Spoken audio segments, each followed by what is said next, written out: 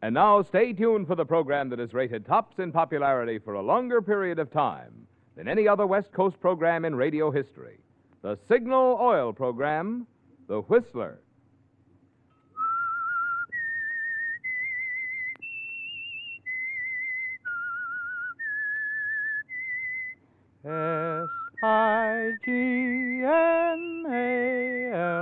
Signal. Signal gasoline. Signal, the famous Go Farther gasoline, invites you to sit back and enjoy another strange story by The Whistler. For extra driving pleasure, the signal to look for is the yellow and black circle sign that identifies Signal service stations from Canada to Mexico. And for Sunday evening listening pleasure, the signal to listen for is this whistle that identifies the Signal Oil program, The Whistler.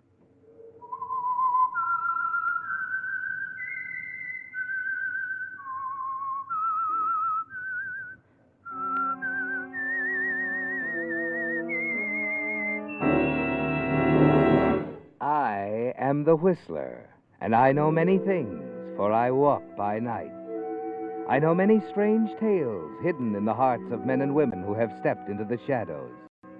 Yes, I know the nameless terrors of which they dare not speak.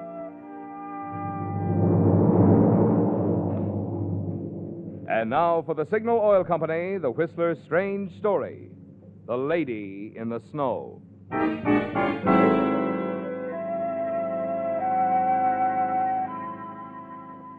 It was midnight, and the street was quiet with the serene, gentle stillness of the hour, except for the light shining brightly from the drugstore on the corner and from Brent Morrison's home studio a few doors down the street.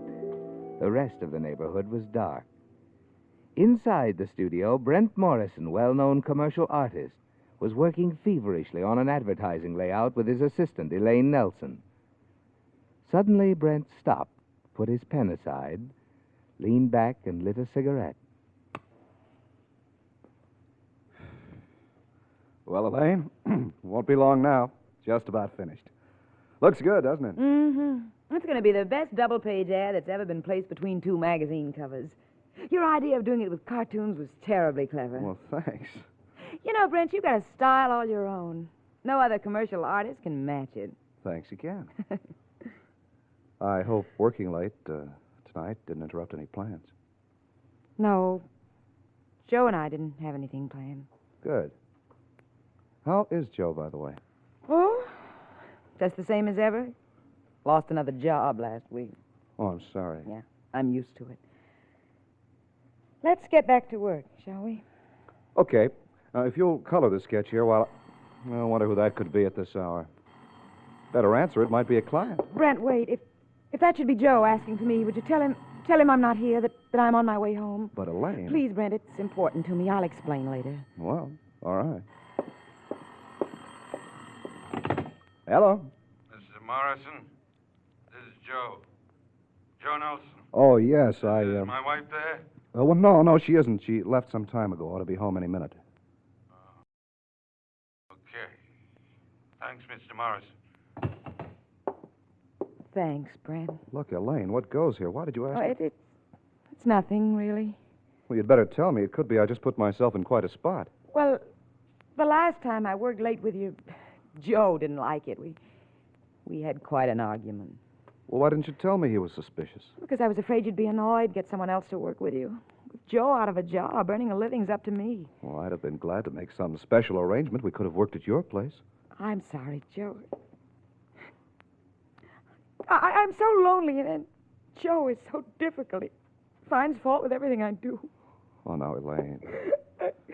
Elaine, if there's anything I can do... Thanks. I guess there isn't. It's nice to know you're willing to help.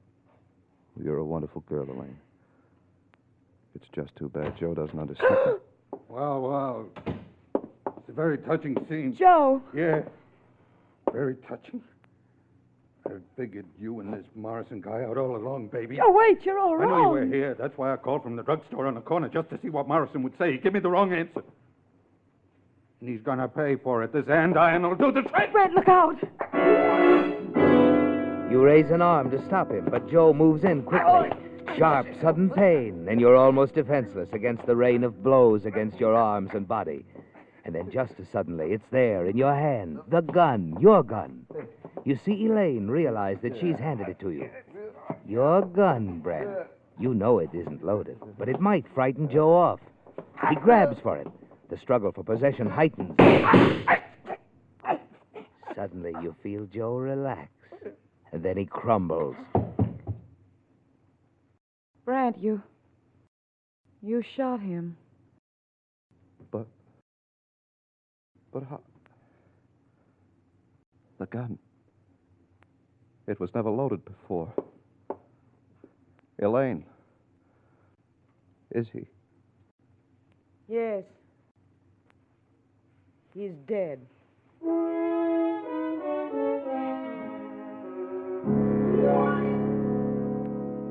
You look down at Joe's lifeless form, and as the gun in your hand clatters to the floor, you wonder how it ever could have been loaded. You blink in amazement, turn from Joe to Elaine. Your mouth forms words to say to her, but the words won't come. She just looks at you, a steady, expressionless stare. And then... Hey, what's going on in there? I heard shots. What happened? I'm so glad you've come. That man there, Mr. Morrison, he just shot my husband. Elaine! It was an accident. It was self-defense, and you know it. Oh, it's no use, Brent. I won't lie for you. Whatever was between us is over now. I can't defend a murderer. This man's dead, all right. Hadn't we better call the police? I've already phoned him, lady. Did it as soon as I heard the shots.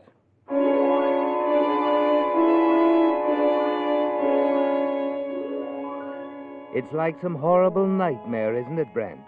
You try to shake it off, but it's no use.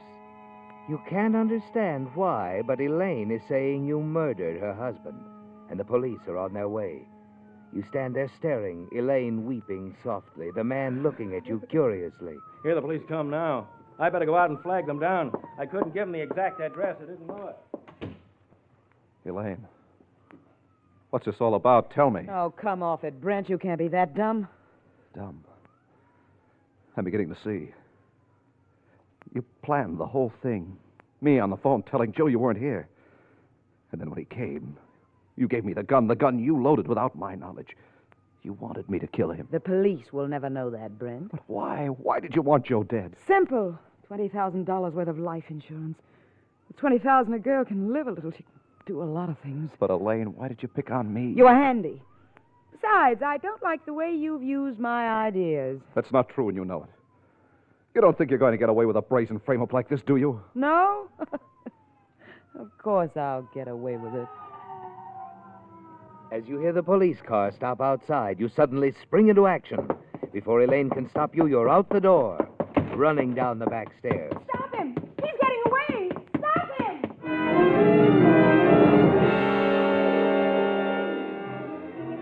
You race down the back alley to your car, then speed away into the night. As you reach the outskirts of town, you hear the siren again. You know they've picked up your trail. And now you realize it was a mistake, wasn't it, Brent, running away? The gun, your gun, Brent, back there on the floor of your studio, your fingerprints on it. By running, no one will ever believe that you were framed for the murder of Joe Nelson. Several miles later, you turn into a narrow road leading past an old abandoned quarry. The police car is closing the gap between you. And then too late, you remember the sharp curve above the old quarry, the deep pool at the bottom. Your car spins, skids, heads for the steep embankment. Quickly, you open the door, jump, just in time as your car starts its horrible descent toward the quarry pool.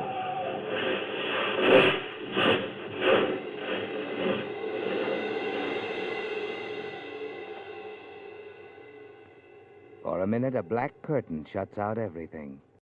And then it's gone. And you find yourself lying in a clump of bushes. Over here, Bill. Below, you hear voices. You sure picked the wrong You crawl to the ledge, look down, see the two policemen. You sure took a tumble. Yeah, and that pool of water is at least 50 feet deep. Never get him out of there alive. That's a cinch. Well, maybe it's a break for him. It was this or the gas chamber.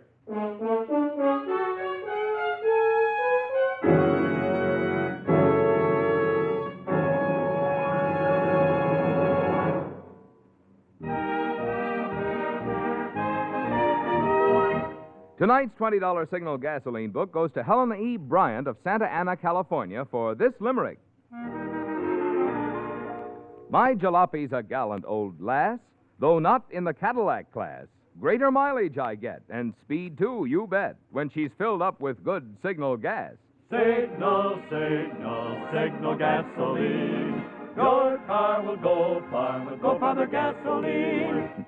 Tonight's limerick writer was twice right when she said that with Signal, the famous Go Farther gasoline, you get both mileage and performance. Naturally, you get both, because today's great Signal gasoline helps your engine run more efficiently. So whether you're looking for economy or whether you're more interested in peppy pickup and smooth, effortless power, remember you get all these things that make driving more pleasure when you switch to Signal, the famous Go Farther gasoline.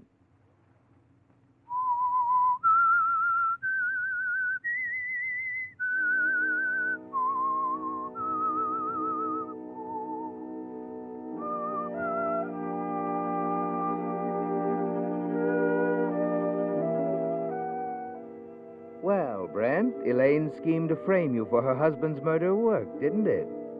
You had to get away fast, and in the police chase following your flight from the house, your car crashed over a steep embankment into an abandoned quarry pool. By a miracle, you had managed to jump clear of the car and remained in hiding while the police were at the scene. They believed you went down with the automobile. So now you're free. Until they pull the car out, discover you're not in it. You manage to stagger back to the road, hail a ride in a passing truck.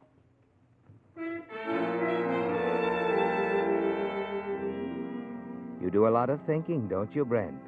And shortly before dawn, you get off the truck at the outskirts of a small mountain village, Kentville. You make your way slowly into a clump of trees, drop exhausted on the grass, and soon you're asleep. When you open your eyes again, the sun is shining, and there's someone standing over you. Hello. Oh. Hello. What? You're hurt. Your shirt, there's blood on it. It's nothing. I just slipped a while ago. Fell on some rocks, just scratched myself up a little. Oh, here. Here, let me help you up. That's all right. I'll be okay. Oh, you are hurt.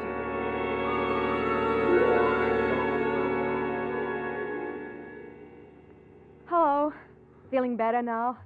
Yeah, I guess so. We didn't get around to introductions. I'm Claire Lawton. This is Dr. Matthews. He helped bring you here to my house. Hello, son. What's your name?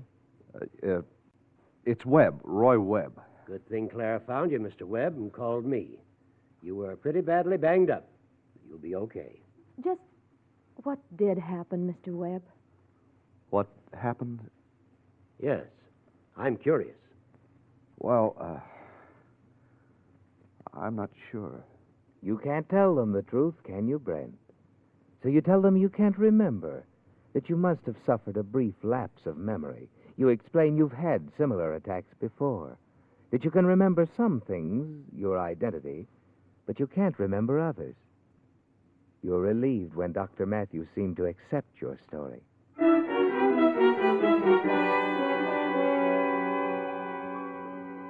The following week, with the help of Dr. Matthews, you find a furnished cottage. You're glad it's inexpensive because you don't have much money with you, Brent. And you realize you can't write a check as Brent Morrison. You're certain the police have already pulled your car out of the quarry pool, discover you've escaped. You've got to hide out now. And Kentville seems a safe place. A few nights later, Dr. Matthews drops in to see you. Feeling better, son? Much better, Doctor. Your memory improving? Well, no, can't say that it is. It's very strange. Look, son, you'd better quit stalling. Stalling? You haven't amnesia.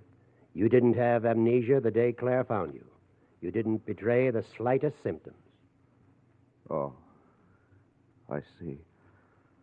Then why did you let me... Because you were pretty badly hurt, suffering from shock, and you seemed like a nice young man. Now I want the truth. Who are you, and what are you doing here in Kentville? Now you know, Brent. Your story didn't fool Dr. Matthews for a second, and you're faced with a vital decision. You make up your mind quickly. Tell him as much as you dare that you've been framed, involved in a scandal affecting your future. But you don't mention names or the death of Joe Nelson. Why, sounds fantastic. You're not making this up, son. What I've told you is the truth, Doctor. All right, I believe you. So you want to stay on here? Maybe need time to think things out, eh? Yes. That's what I want. I need time to think things out.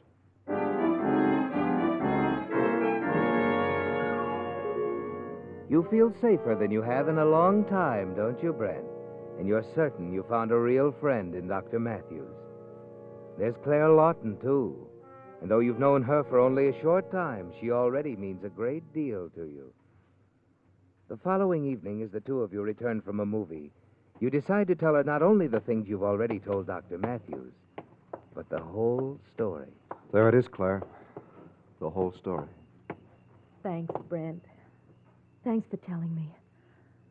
I was really worried about you, not knowing where you came from, what you'd done. You mean my situation doesn't upset you? Of course it does. But it'll work out. It has to. Anybody who knew you at all would know you couldn't kill anyone. Thanks, Claire. Your belief in me means more to me than you know. I was afraid you'd forgotten things like... Well, like... Like what, Claire? Like you might be married. There's little doubt in your mind as to how she feels about you, Brent. And you realize now you never want to leave Kentville, Claire, and friends like Dr. Matthews. But staying on here presents a problem. Money, Brent. What little you have will be gone soon, and you have no way of getting to your funds at home. But you can still draw and paint, can't you? And suddenly an idea hits you. A cartoon strip, one you've had in the back of your mind for a long while. Now, if ever, is the time, Brent.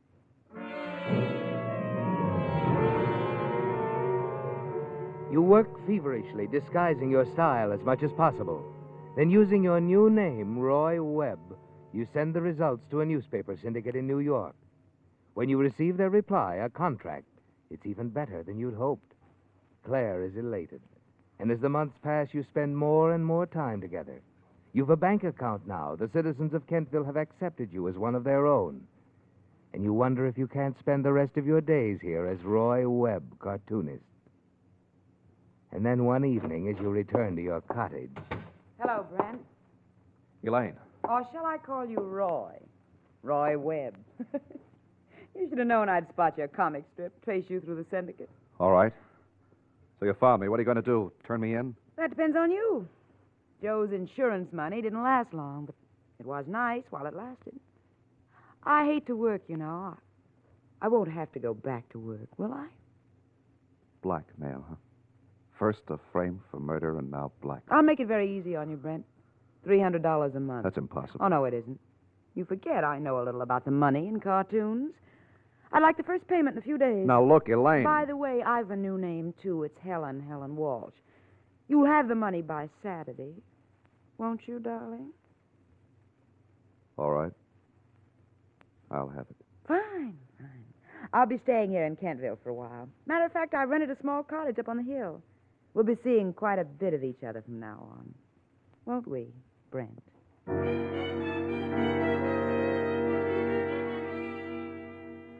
As the weeks pass, Elaine becomes more and more demanding. Insists you take her to dinner, the movies, and the lonely roadhouse on the outskirts of Kentville. And finally, she demands that you increase her allowance to $500 a month. You manage to stall her off for a time. But then one night, as you're driving up to her remote cottage, she tells you of a new plan. You know, Brent, I'm getting pretty fed up with this burg. I think it's time I moved on. Palm Springs, maybe. Oh? Isn't this rather sudden, this decision to leave? I guess it is. You're coming with me, of course. Now, wait a minute. I like it here. I know, but I want you in Palm Springs, close by. You and the money. If it's the money you're worried about, I'll mail it to you. You might, for a while. Then you'd miss a payment. I'd come back here and you'd be gone. It might take weeks to find you. Oh, no, darling. Well, perhaps we can work something out, Elaine. At least give me time to think it over. All right. 24 hours. You can think it over that long. Just be at my cabin tomorrow night, Brent. And you'd better decide to go with me.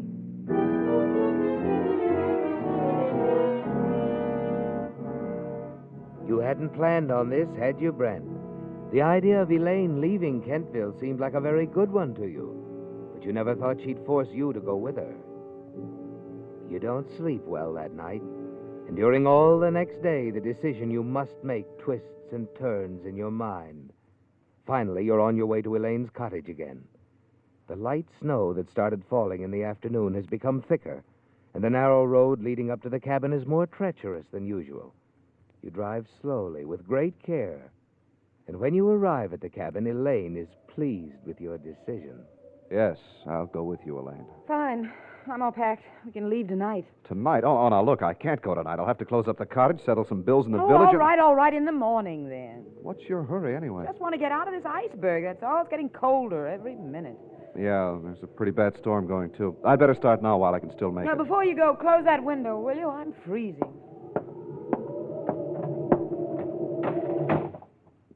As you start back from the window, you watch Elaine strike a match, bend down to light the gas heater. She straightens up, stands there warming herself. Not much of a heater, but it'll have to do. Anything else? No, just close the door on your way out. I'm going to get some sleep. See you in the morning. Outside, you brace yourself against the wind, make fresh tracks in the snow to your car. And then suddenly you stop. In one blind moment, you whirl, head back toward the cottage, around to the side, the main gas valve. Quickly, you turn it off. You wait one breathless moment until you're certain the light in the heater inside the cabin has gone out. And then you turn the valve on again. Elaine will be in bed soon, and the heater in the front room will pour forth deadly gas fumes all the rest of the night.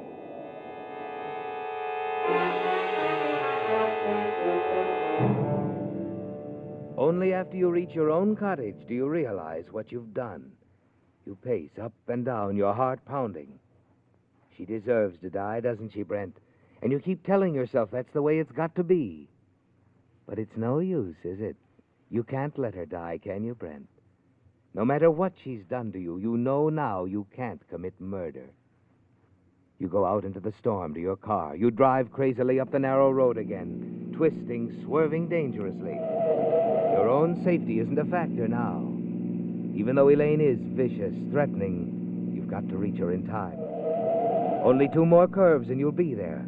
Your foot is almost on the floorboard now, and as you take the first curve at top speed, a pair of headlights suddenly looms ahead.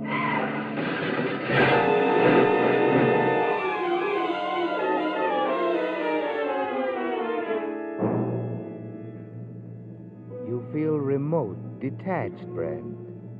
And when you open your eyes, the blur before them clears slowly. It's morning. You stare at the ceiling above you, then down the walls to the bed in which you lie. And there, standing at the foot of the bed, is Claire. Hello, darling. Claire. Where am I? You're all right, Brent. There was an accident. You're in the hospital. Accident. That's right, Morrison. Who are you? Lieutenant Taylor, Los Angeles Homicide. We've been looking for you for a long time, Morrison. Yes, I guess so. But wait a minute. Claire, the cabin, Elaine Nelson. I was on my way up there. Elaine Nelson. There's nothing you can do for her. Elaine Nelson's dead, Morrison.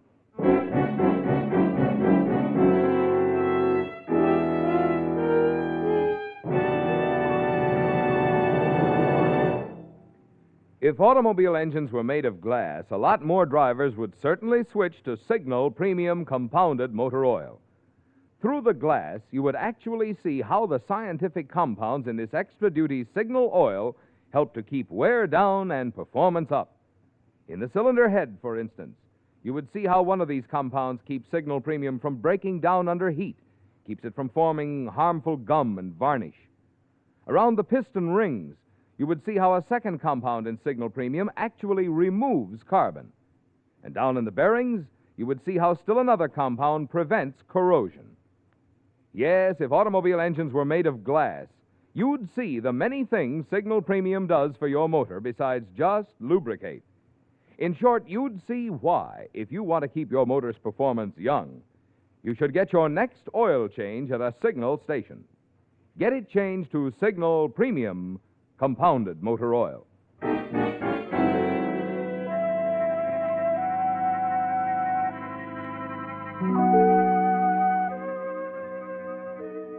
It's all over, isn't it, Brent?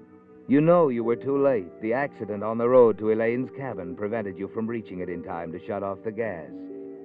And Elaine Nelson is dead. Now, in your hospital room, Claire Lawton, the girl you're in love with, is standing by your bed. So is Lieutenant Taylor of Los Angeles Homicide. And you're certain he knows that you're responsible for Elaine's death. There's nothing else for you to do now except tell him the whole story. But you know he won't believe a word of it. As you start to explain... Save your breath, Morrison. We know who did it. We know the whole story. Yes. I suppose you do. As soon as the local police got the facts, they called us. That's why I came. It's all cut and dried. We've got the gun Elaine Nelson was killed with. The gun? I thought it was... Darling, Elaine Nelson was found in the snow several hundred yards away from her cabin last night. She'd been shot to death. Shot to death? She was trying to get away when he caught her. Killed her. He... Who are you talking about? Elaine's ex-boyfriend. She ran out on him after she'd collected her husband's insurance money. He got sore, started looking for him. Her boyfriend? Nick Devens, the guy who ran into your studio the night Joe Nelson was shot. The guy who called the police. But I don't get it. You really caught him for us, Morrison. After Devens killed Elaine Nelson last night, he was making his getaway, driving down the road from her cottage when your car crashed into his. Devens, you mean he... Yes, Brent. He was driving the other car. Wasn't hurt seriously. He'll live to die in the gas chamber. We know now, Morrison, that Devens and Elaine Nelson framed you for her husband's murder the night he was killed in your studio. Devens confessed the whole thing. He did. Yes, darling. Everything's going to be all right for us, after all.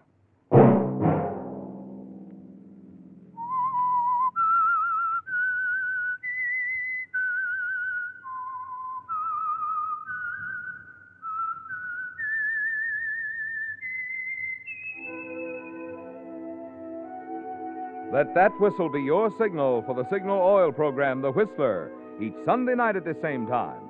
Brought to you by the Signal Oil Company, marketers of Signal gasoline and motor oil, and fine quality automotive accessories.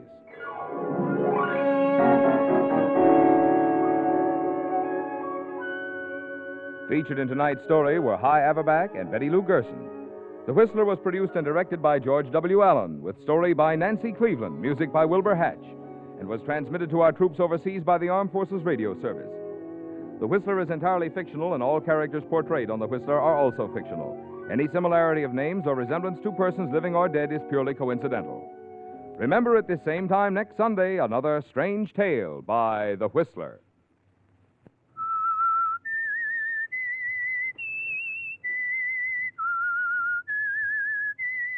SIGNAL.